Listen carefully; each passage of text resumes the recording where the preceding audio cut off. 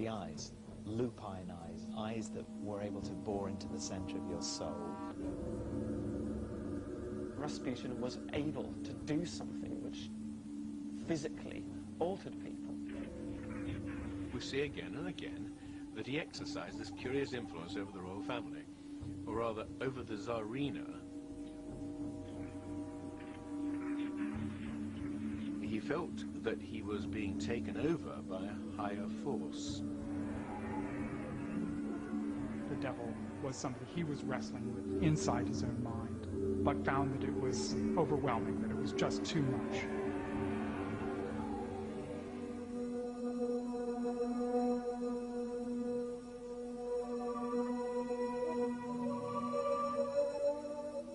Grigori Rasputin was born here in Siberia, 10th of January, 1869.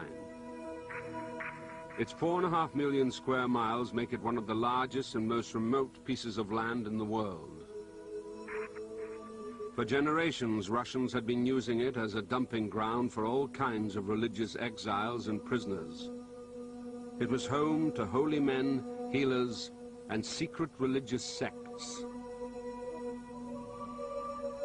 The first thing you need to think about with Siberia is this emptiness, this vast, isolated sort of space where there are very few people. Russians always viewed it as this kind of empty space that was there for them to fill up. They could never fill it. It was just too vast. They weren't very useful routes for traveling around the country. And I think that this contributed to the isolation that Russian communities felt in this very hostile, very cold landscape. Rasputin would certainly have felt part of that very cold, very isolated, kind of embattled sort of Russian frontier, if you like, sort of Wild West, except of course the Wild East. Rasputin's origin in the town of Pokrovsky undoubtedly played a very large part in the shaping of his character. Not only is it the very fringes of civilization where pagan shadows hang over everybody's lives, irrespective of the presence of official Christianity, it's also crushingly dull. So the young Rasputin, being as he was a lecher and drinker, would have felt a very strong desire to be more than this, to break forth, to see something else. As a child, Rasputin began turning heads. His parents became disturbed by his constant visions of divine forces and by his ability to heal horses just by touching them. This was a time and a place that accepted magic and healing as a way of life, but many villagers were frightened of the child, convinced he had the devil in him. From fairly early on, I think he had a kind of reputation of a peculiar person in his village. He certainly did have peculiar healing powers. He also just obviously had this ability to foresee the future, which stayed with him all his life. He just gets sudden glimpses, I think, of things he absolutely knew to be true. By the age of 30, he'd married a local woman and had 4 children. But he'd also earned a reputation in the village as a drunken thief. He was accused of horse stealing and fled to the nearest monastery to lie low. His experience there was to change him forever. He spent several days at the monastery and suddenly realized, that he was basically a monk by temperament.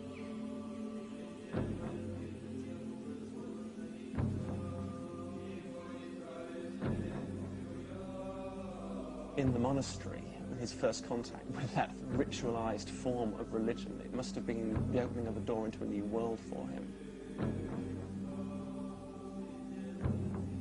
And to Rasputin, that must have represented a dazzling promise, something he absolutely had to know more about, to get more involved with. Not only would it offer him the chance to entrench his own rather dissolute life in something deeper, it also opened the way to discovering new depths to reality. Rasputin stayed at the monastery for months and made friends with a man called Makary. a famous wandering holy man who had advised Tsar Nicholas II and Empress Alexandra.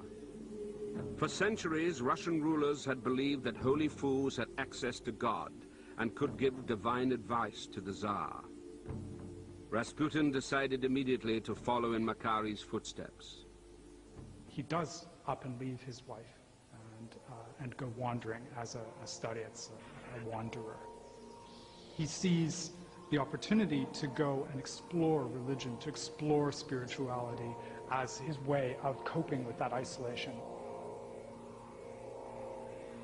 By traveling, moving on, so that everything around you is transient, you become closer to that which is eternal. He would go on long walks, long pilgrimages between places, suffer the assaults of mosquitoes in marshy swamps, stand motionless for hours on end. For months, Rasputin didn't wash, change his clothes, or touch his body with his hands, sometimes wearing iron shackles to increase the hardship. He certainly wandered way south to Greece, to Mount Athos, and he certainly went to Kazan in these wanderings, which lasted for 2 or 3 years. To begin with, you know, he was starved a lot of the time.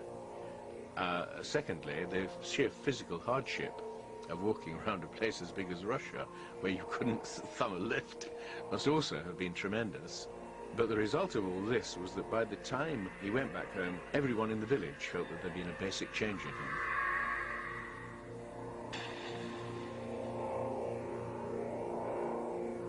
People who met him were certainly deeply impressed because they felt that he's achieved some kind of peculiar religious essence in these years of wandering. They met him once and they were deeply fascinated and regarded him as definitely a holy man. Many in the village began to suspect that there were deeper, darker reasons for the change in the young Rasputin. There was talk that during his wanderings he had fallen in with a secret sect called the Klisti. The Klisti were outlaws. This is, I think, a very significant point, that they were, like all the sects, the offshoots of the Russian Orthodox Church, they were an underground movement. They were on the run. They were a kind of anti-church. And I think that if Rasputin was going to go wandering in Siberia, he was definitely going to come up against them almost automatically. The Klisti had a very particular kind of worship that was nothing like the Orthodox Church. The Klisti gathered in crypts. Part of the service was dancing, and part of the service was flagellation. There were no priests, there were leaders who were laypersons. They would gather, they would sing, they would pray, and they would work themselves into a kind of frenzy, which they called duradienia, or ecstasy.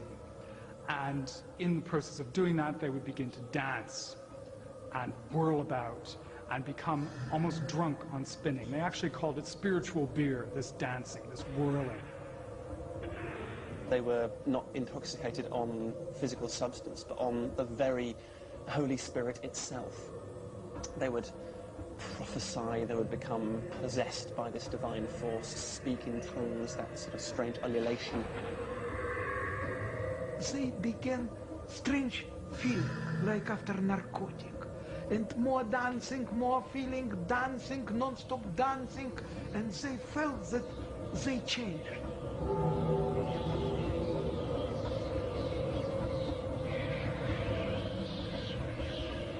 At that point where they had actually sort of built themselves into a fever pitch, they would then fall on the ground.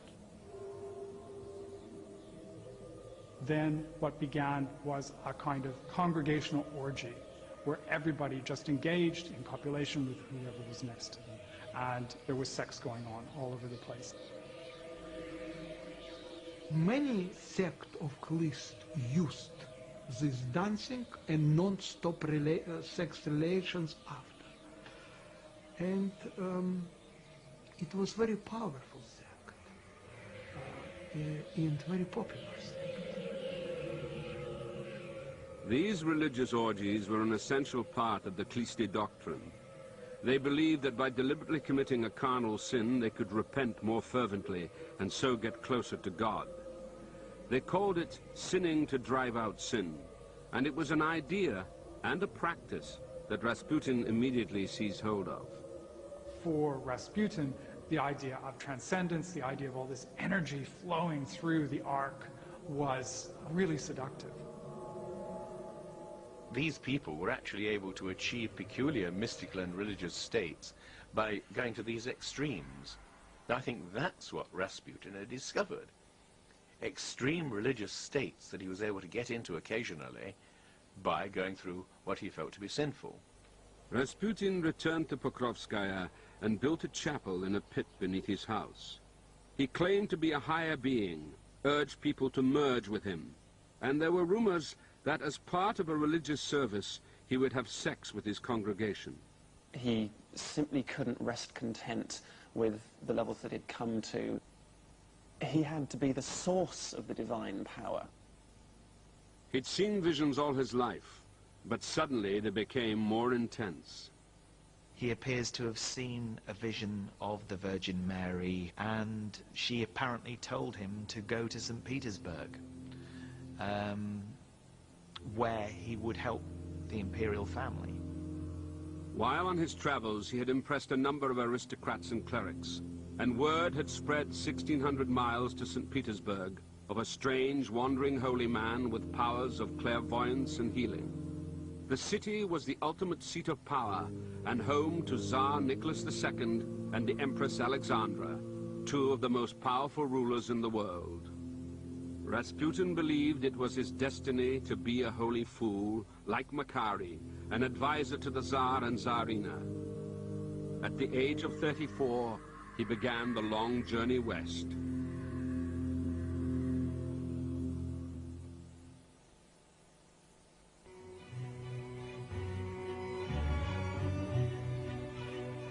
By 1903, word had reached St. Petersburg of a powerful mystic from Siberia with luminous wild eyes and a maniac stare.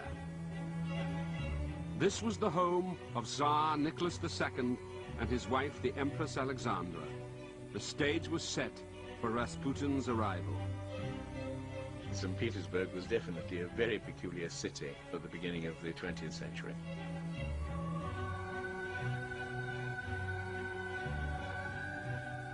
The whole place was absolutely feverish with a peculiar mysticism. It was a place of great sexual permissiveness, even by continental standards. The newspapers of the time were full of advertisements for treatments for venereal disease. The aristocratic circles of the time were crazy for all things occult.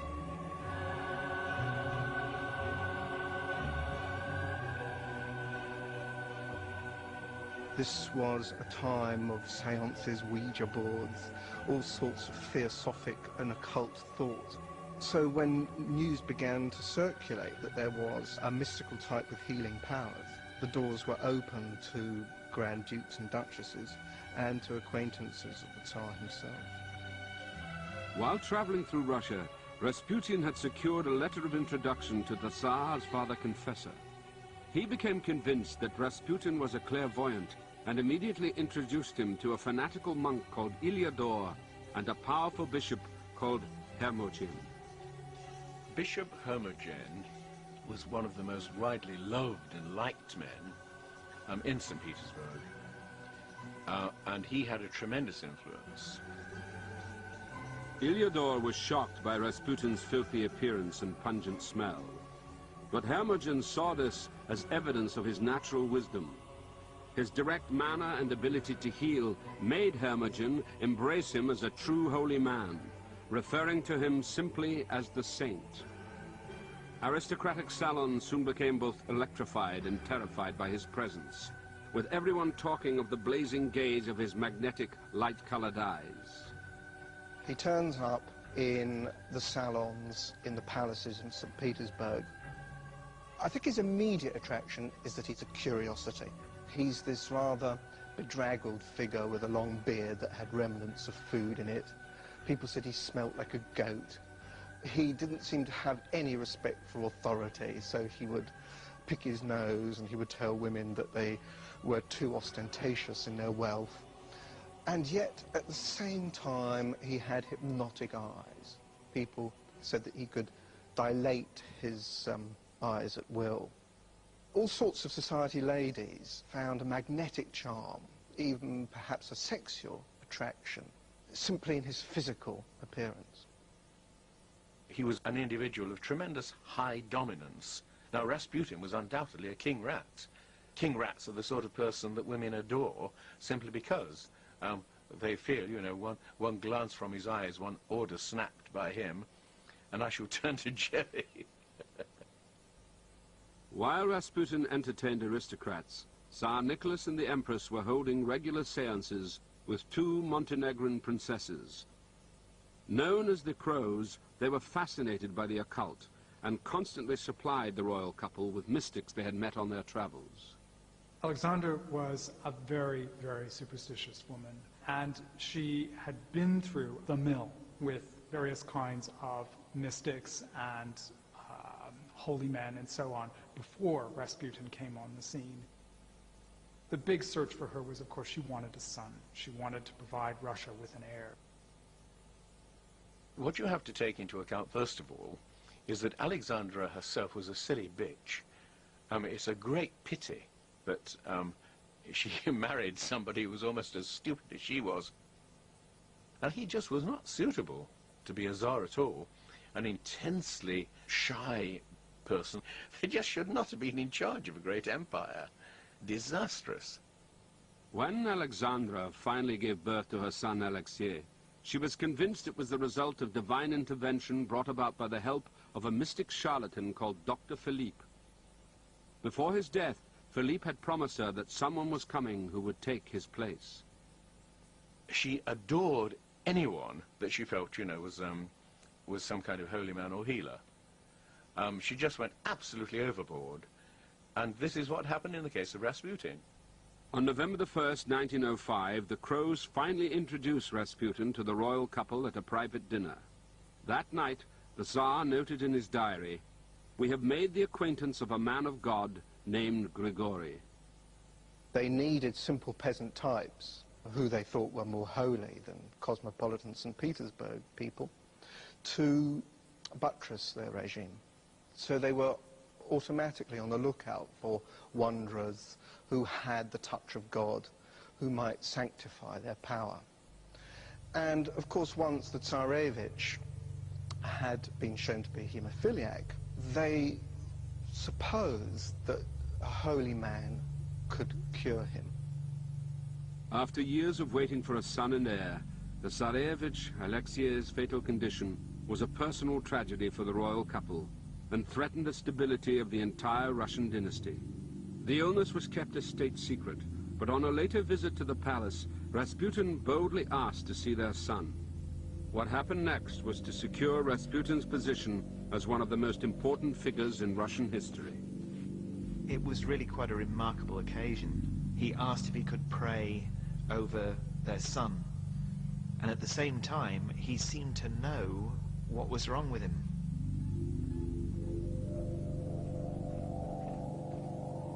So you can imagine their reaction when this peasant from Siberia walks in and claims to know exactly what is wrong with their child. Alexei was in the middle of one of his crises. He'd been bleeding for some time from a knee injury. He knew that he could do this quite easily. He knew that he could cure. He'd done it so often. He would go deeper and deeper inside himself until suddenly he'd become totally oblivious of his surroundings. And it was in that state that he contacted some hidden strength, some hidden power inside him, and knew that he could actually cure. The next morning, he wakes up and is completely cured. Proof in the minds of the royal couple of a miracle. Haemophilia was completely incurable. So anything or anybody that could cure that disease would instantly make that person amazingly powerful as far as the royal couple were concerned, and particularly as far as Alexandra was concerned. Rasputin would later tell them that without him the child would die. Within months he had free reign of the royal palace, visiting the royal couple uninvited, and referring to the Tsar and Tsarina as Mama and Papa.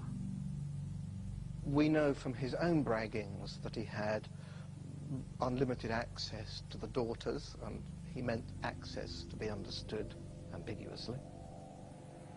We know that he met the Empress on an almost weekly basis and could be summoned to her at all times of day and night. So he was an intimate, a confidant. He treated Tsarina herself. Tsarina was incredible, nervous person.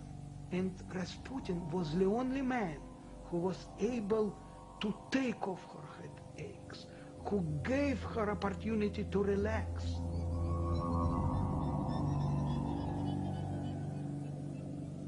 It became known just how much influence he had to the royal court, that he had the ear of the Tsarina herself, and that a word from Rasputin in those ears could achieve just about anything that you desired. So currying favour with Rasputin was a pretty much direct route straight to the Tsar and Tsarina.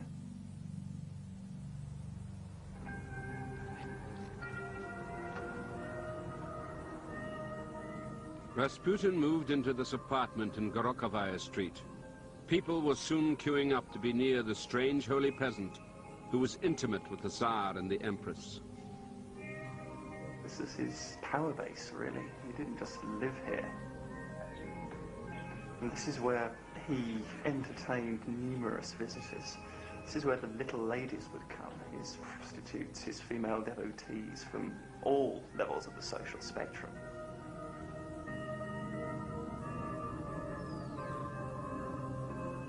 He called them his fools, those who needed to be educated to see the spiritual light.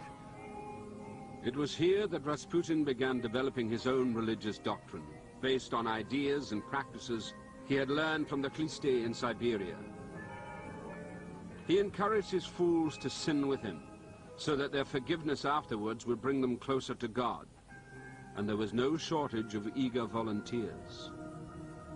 They would have a strange ritual of eating and drinking when they were assembled for one of Rasputin's salons.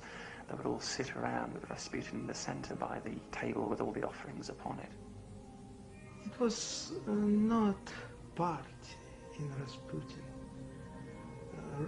Rasputin flat.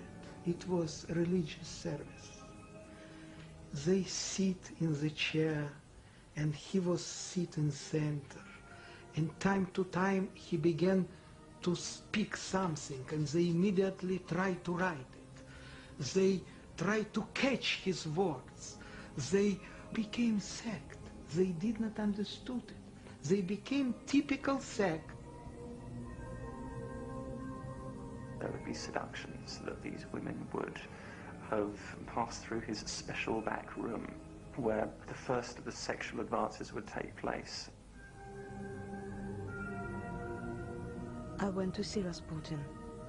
He sat down across from me, placing my legs between his knees. Someone terrifying and ruthless was gazing at me from the depths of those eyes.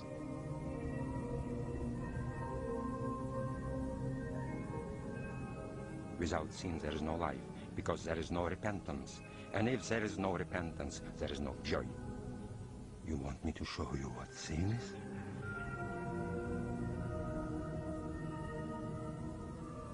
He pulled me into the bedroom and tore off my dress as we went. The next moment, he was nothing but savage animal desire. The last thing I remember is his tearing off my underwear. Then I passed out.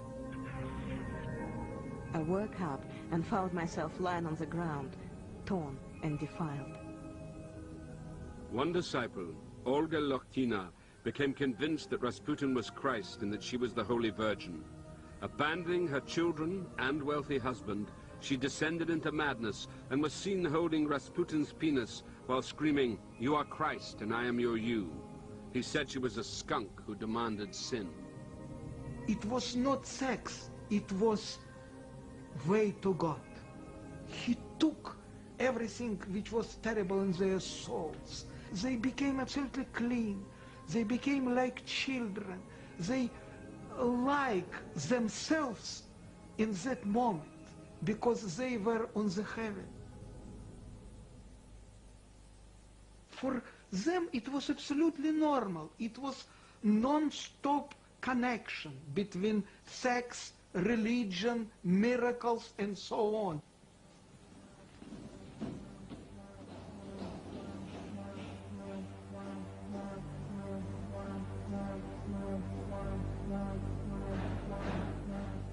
But outside the apartment, Rasputin was making enemies.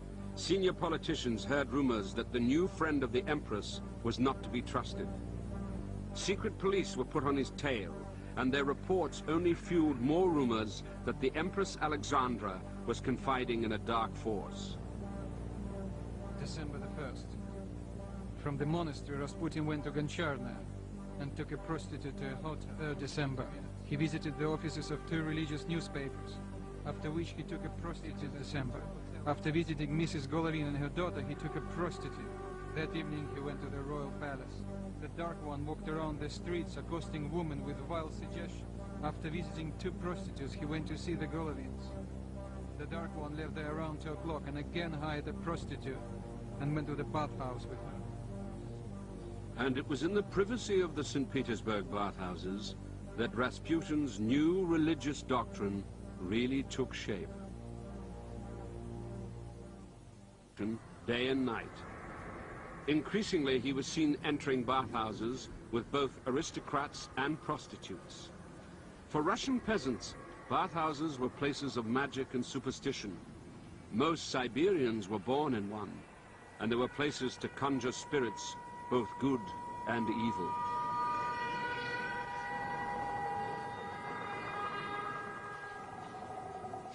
The bathhouses were places of carnal sin in the most deep and pure sense.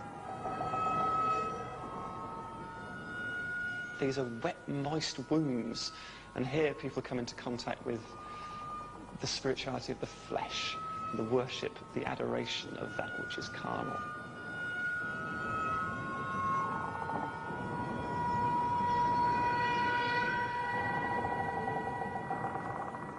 This is one of the bathhouses where he would have come frequently. To Rasputin's mind, these were places where he would come to conduct a particular kind of holy service. You see, Rasputin had a peasant's mentality in many ways, and he dealt with the devil exactly as he'd deal with the Siberian wolf. He was hunting the devil down on the devil's own turf.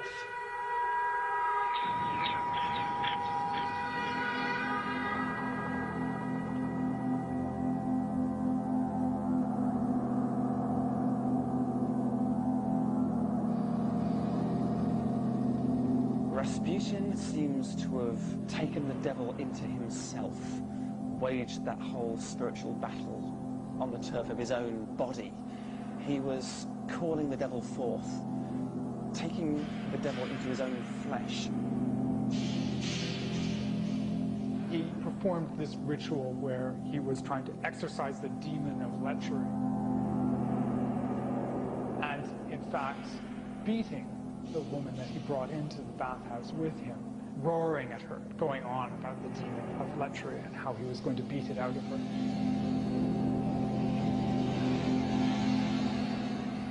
Then, afterwards, they copulated, they fucked.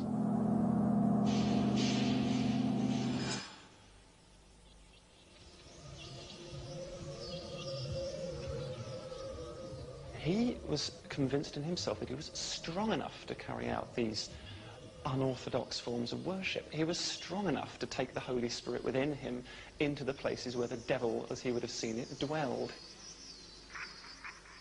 These escalating battles with the devil soon started to take their toll. He was seen leaving the bathhouses, talking wildly with himself. It was conversation with devil on the street. Devil for him was a real person, and he had non-stop conversation with him. He's on this spiritual journey, and he thinks he can drive out sin by sinning. But in fact, the sin captures him, and he can't drive it out. He's angry with the demons that are inside of him that he can't actually get rid of. Those who have the power to work miracles are liable to suffer something which is called spiritual temptation, which basically means that your power source is suddenly switched, so that you are performing miracles by the devil's power rather than God's. They're still miracles, they're just evil miracles. So when word got out that Rasputin was not only working miracles, but also living what was perceived to be a terribly debauched and dissolute lifestyle, the authorities of the church took action. Hermogen and Iliador, key figures in securing Rasputin's access to the throne, lured Rasputin to a basement where they accused him of using the power of the devil to work his healing miracles. He was quite happy up until the point when they rounded on him and really laid into him quite viciously, telling him that he was in a state of spiritual temptation, that he had gone too far, that what he was doing was of the Antichrist. And Hermogen at one point grabbed him by the penis and said, this is what is leading you. They battered him with a crucifix. They literally, physically belabored him with it. Deeply shocked, Rasputin reported the event to the Tsarina, saying that the two clerics had tried to kill him. Within a month, she banished them both from the city. But Iliador was not to be silenced, and fled to Finland disguised as a woman, plotting a way to kill what he saw as the devil incarnate. Rasputin went back to his own village of Pokrovskoe on the 27th of June, 1914.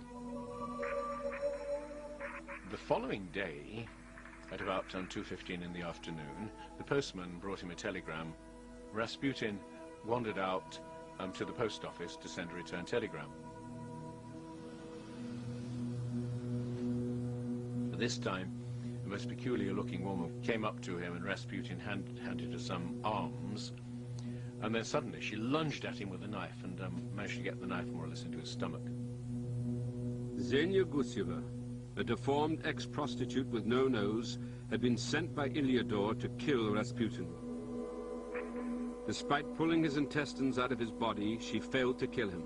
But his long stay in hospital was to have a huge impact on the fate of Europe. Just hours earlier, Archduke Franz Ferdinand was assassinated 2,000 miles away in Sarajevo, sending Europe spiraling into the worst war the world had yet seen. Rasputin was probably the only person who could have talked the Tsar out of mobilizing, but stranded in Siberia, he was helpless. There was nothing Rasputin could do about it. By the time he got out of hospital and went to see the Tsar, he wrote to him from hospital saying, please, no war, no war. The Tsar didn't want to hear, because declaring war had suddenly made him the most popular man in Russia, and he never had any popularity before that, not with the ordinary people.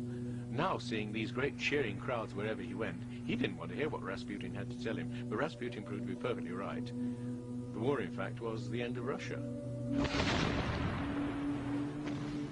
Rasputin wrote a letter to the Tsar. A terrible storm cloud hangs over Russia. Disaster, grief, murky darkness, and no light. A whole ocean of tears. There is no counting them. And so much blood. I can find no words to describe the horror. We will all drown in blood. The disaster is great, the misery infinite.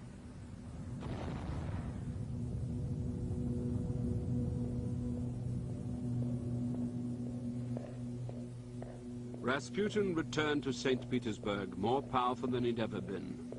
The Empress summoned him to the palace and asked his advice on the war effort. And of course, when the war started and the Tsar went off to the front, then quite suddenly Rasputin, in a sense, became Tsar. With her husband away from home, Alexandra became increasingly dependent on Rasputin, becoming convinced that the safety of her family was entirely in his hands. He began regularly advising her on affairs of state and the war, advice that she duly passed on to Nicholas at the front. In the space of 2 years, Rasputin oversaw the appointment of 4 prime ministers, 4 war ministers, and 6 ministers of the interior. Rasputin was, in many ways, behind a desk. He was hiring and firing ministers. He not only moved in circles of power, he created circles of power according to who was on side and who wasn't. Nearly all Rasputin's interference in politics was a disaster. Nearly all of his nominees and so on were total idiots. Things just went from bad to worse with Rasputin as the man who was making the suggestions. The war was a disaster, the worst Russia had ever suffered, bringing the entire country to its knees. 4 million Russians were killed, and St. Petersburg became awash with rumor, refugees, and mass demonstrations. The suicide rate tripled, the cost of bread quadrupled, bakeries were looted. The air was thick with talk of revolution. Just strike a tiny match, said one observer, and everything will go up in flames.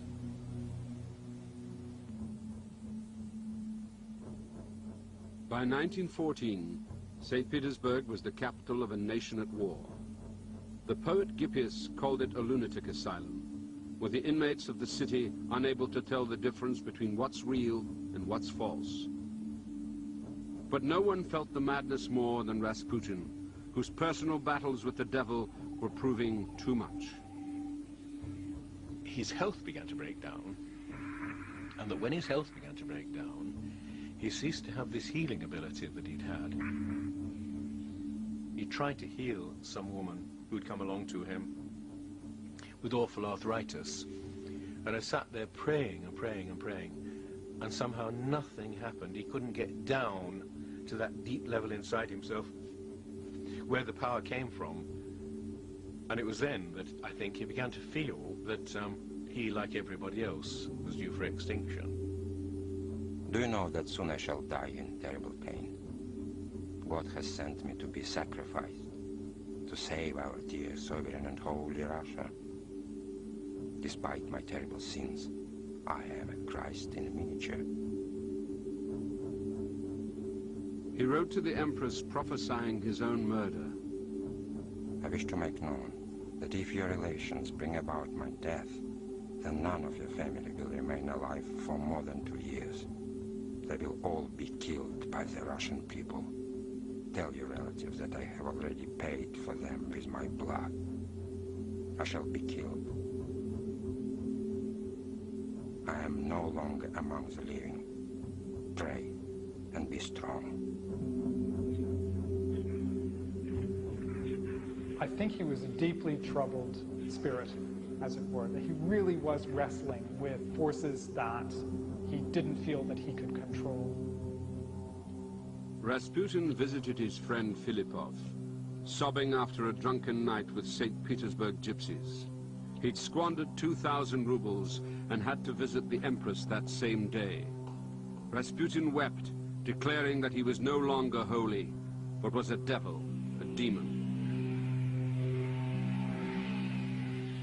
Outside, the city had been rechristened Chetrograd, Devil Town, and the streets were buzzing with the rumor that Rasputin was a spy who shared the bed of the half-German Empress. He had split the nation. To some, he was the voice of old Russia advising the throne. To others, he represented all that was wrong with the Tsar and the court. He was ignorant, corrupt, and far too powerful. Rasputin's real political significance is as a negative, as an image of the treason which was believed at a national level existed in the court. The problem that all people had with Rasputin was that he was basically bringing the autocracy down.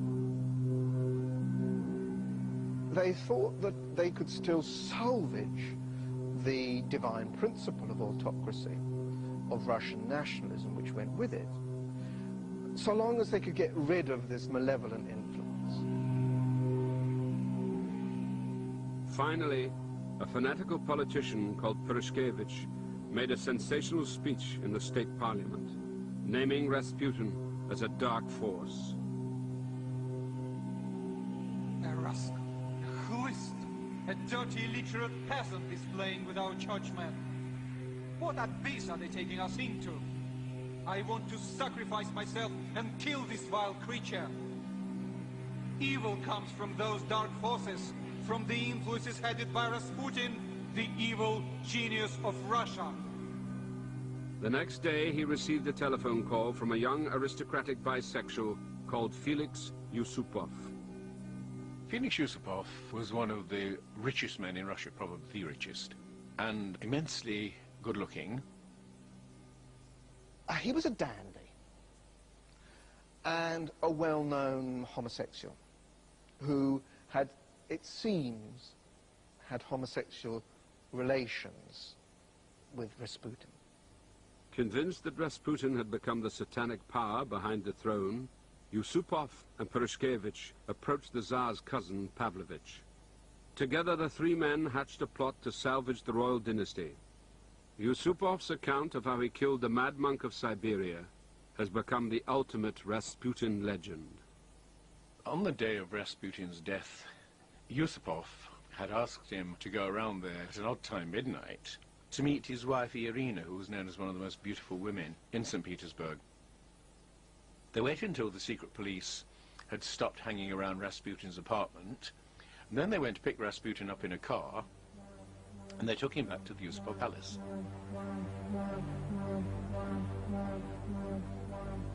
There he was taken down to a basement dining room, which had been laid out as if for a meal, and what's more, they tried to make it look as if a lot of people had been sitting around the table. They twisted up the napkins and poured a bit of tea into the teacups and all that kind of thing. And so Rasputin sat there quite contentedly. He was told that Irina was still upstairs with the remaining guests, and that as soon as they'd gone, they'd have a conversation. Rasputin sat there. They presented him with a plate containing lots and lots of cream cakes, and they also presented him with wine, and Rasputin at first didn't touch either.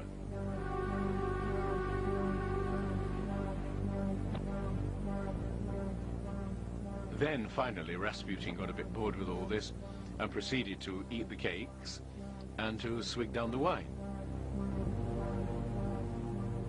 Now, there was enough cyanide both in the wine and the cakes to kill most people.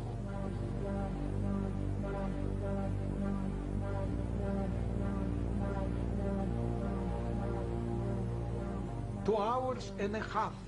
He continued to be still alive after he ate endless cakes with poison. According to Yusupov, the massive doses of poison had no effect. He started to believe that Rasputin was being protected by demonic forces. Panicking, he ran back upstairs, borrowed a revolver, and returned to confront him.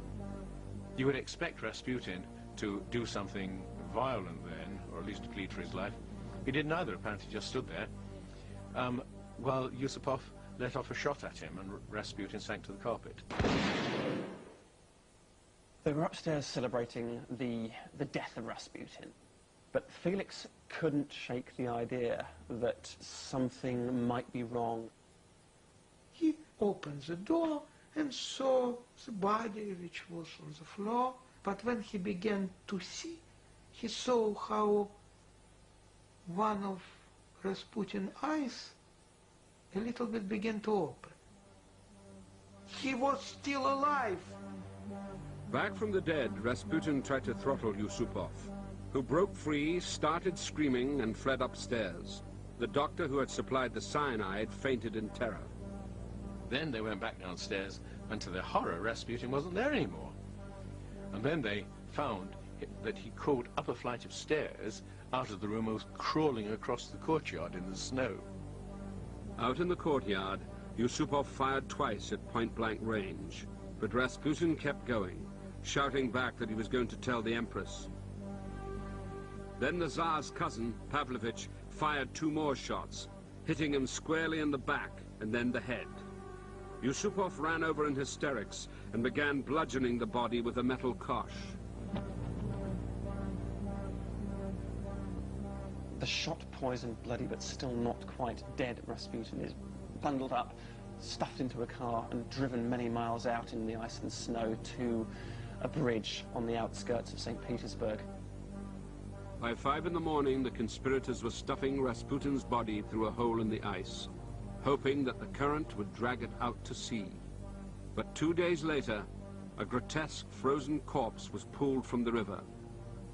The superstitious of St. Petersburg flocked to the site, scooping up water that the dead man had lain in. An autopsy found water in his lungs, suggesting he was still alive when thrown into the river. Yusupov promptly wrote an account of his battle to kill the devil. They prefer to create legend about devil. They gave him cakes, they continued to be still alive, they shot him, they continued to be still alive, and devil returned and tried to kill one of them, but they shot him. 5 men shot the only, not mujik, not peasant, but devil. His body was buried, then dug up and burnt at a roadside. Just as he predicted months earlier, his own death at the hands of the Tsar's relatives led to the complete annihilation of the royal family. Within 12 months of his murder, Nicholas, Alexandra, and all 5 children were gunned down in a Siberian cellar. Rasputin's friends were shot by firing squad. Civil war broke out, and the nation imploded. I think he was a holy man in the fullest sense of the word. All of these other things, the seductions and so on, can be explained as a part of his peculiar obsession with getting rid of sin through sin. For Russia, Rasputin continued to be full of fantastic hypnotic forces, who was really, in many moments of his life, he was Superman. He was a simple man who liked liquor, was a good lecher, and who liked the influence he had over people of a higher social status than himself. So he was an adventurer. No one can be sure whether Rasputin was simply a misunderstood peasant or a devil in the flesh. Whatever the truth, his image has become a modern icon of evil and darkness. Russia's own holy devil.